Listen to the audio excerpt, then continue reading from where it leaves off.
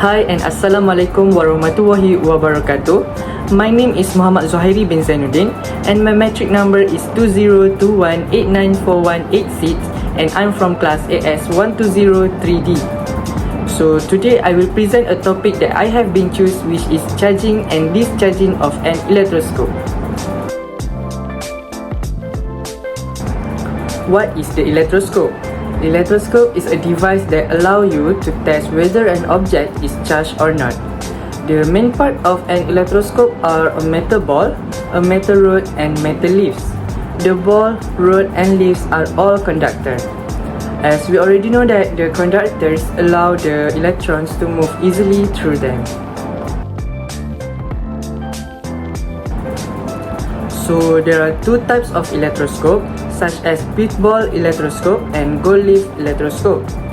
So when the electroscope is neutral, the leaves still stay together, but when the electroscope is positively or negatively charged, the leaf will repel each other, or we can say it will separate. Next, we move to charging an electroscope. There are a few of ways of charging an electroscope, such as charging by contact and charging by induction. For charging by contact, we have to rub an insulator to charge it out, then stroke it across the top plate of the electroscope. This method is direct and clear. However, the charge left on the electroscope will not always leave it fully deflected.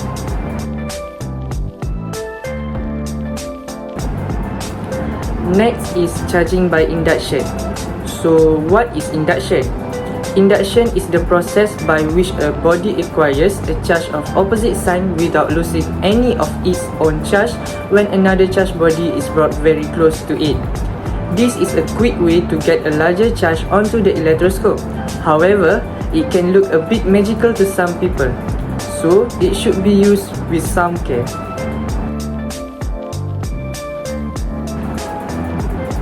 Charging by induction. We can take a charged rod of a different magnitude and different polarity, positive or negative. On bringing the charged rod close to the metal knob of the electroscope, we see that it affects the electron in the electroscope. This is charging by induction. The opposite charge gets inducted in the metal knob, whereas a similar type of a charge gets induced in the leaves of the electroscope. The induced charge separation can be observed for the rough estimation of the amount of charging. Next, we move to the procedure of charging by the induction. Firstly, we have to rub an insulator to charge it up. Then bring it close to the top plate of the electroscope, but do not let it touch. This will induce the opposite charge on the plate of electroscope, leaving a net charge on the gold leaf which will rise. Now, we can touch the plate with our finger momentarily to earth it. The charge on the top plate will be neutralized, but there will still be a charge on the gold leaf. Let go of the plate and then take the charged insulator away. The charge that has been pushed down to the gold leaf will now redistribute itself over the plate and the leaf, leaving the whole thing charged. The leaf will show a good deflection. Now, we move to discharging of an electroscope. To discharge the electroscope, we need to blow gently over the flame so that the ion pass over the top of the disc.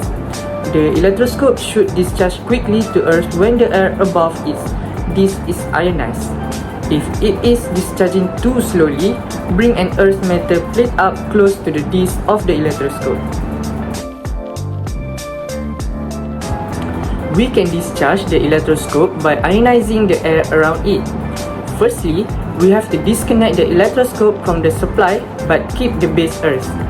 Place the disc in the top of the electroscope and charge it using a flying lead from the positive terminal of the power supply via the safety resistor. Then, light a match over the top of the disc. This will ionize the air and allow the electroscope to discharge. Next, charge the electroscope again and light a match to the side of the disc. To discharge the electroscope, we need to blow gently over the flame so that the ions pass over the top of the disc. Lastly, the electroscope should discharge quickly to Earth when the air above its disk is ionized. If it is discharging too slowly, bring an earth metal plate up close to the disk of the electroscope. For the conclusions, the electroscope can detect the charge based on the column electrostatic force, which causes the motion of test charge. There is also ways to charge the electroscope such as by induction and rubbing.